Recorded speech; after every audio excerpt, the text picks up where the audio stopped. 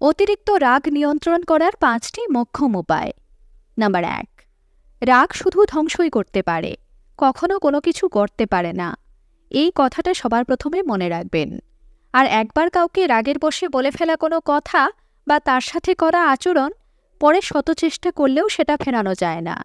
সবকিছু আগের মতো স্বাভাবিক হয় না, কোথাও না কোথাও একটা চিড় থেকেই যায়। এই বিষয়টা যদি অবচেতনে রাখতে পারেন, তাহলে মনে হয় এটাই হবে একটা ভালো মোটিভেশন রাগ না করার। নাম্বার 2, আপনি যদি চান আপনার বক্তব্য অন্যে শুনুক, জানুক, বুঝুক, তাহলে রাগ এর সমাধান নয়। কারণ রাগের মুহূর্তে আমরা যতটা না গঠনমূলক কথা বলতে পারি, তার চেয়ে বেশি রাগের বশে সজ্ঞানে বা অজ্ঞানে আমরা অন্যের অপমান করে ফেলি, যেটা একেবারেই ঠিক নয়। তাই আপনি যদি চান অন্যের কাছে নিজের মতামত প্রকাশ করবেন, তাহলে আগে নিজে মাথা ঠান্ডা করুন এবং তারপর আপনার কথাগুলো খুলে বলুন।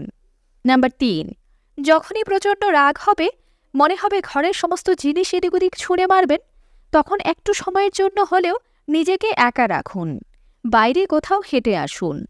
সে সময় কারো সাথে কোনো কথা বলবেন না, কারণ তখন কারো ভালো কথাটিও আপনার কাছে ব্যাকা মনে হতে পারে। নাম্বার 4, রাগের কারণগুলোকে একটু যাচাই করে দেখুন। রাগ না করে কিভাবে এর সমাধান করা যায় সেটা ভাবুন। যেমন, আপনার বাচ্চাটি তার খেলনাগুলোকে এদিক ওদিক ছড়িয়ে রেখে ঘর অপরিষ্কার করে রাখছে, বা বারবার বলা সত্ত্বেও আপনার স্বামী বিছানায় তার ভেজা তোয়ালেটা রেখে দেয় বলে যদি রাগ হয়ে থাকে, তাহলে সেক্ষেত্রে বাচ্চাকে দিয়ে তার সমস্ত খেলনা গুছিয়ে রাখার অভ্যেস তৈরি করুন এবং আপনার স্বামীকেও ভেজা তোয়ালেটা সঠিক জায়গায় রাখতে বলুন। দেখবেন তারপর তাদের সেটা অভ্যেস হয়ে যাবে এবং আপনাকেও আর অকারণে রাগ করতে হবে না। নাম্বার 5, কারো প্রতি কখনো রাগ পুষে রাখবেন না, কারণ এতে ক্ষতি কিন্তু আপনার নিজের, অন্য কারোর নয়। আপনার মাথা যখন বারবার অতিরিক্ত উত্তেজিত হয়ে যাবে, তখন কিন্তু গঠনমূলক কিছু আপনি ভাবতে পারবেন না, আর তাছাড়া আপনি মানসিকভাবে অনেকটা কষ্ট পাবেন।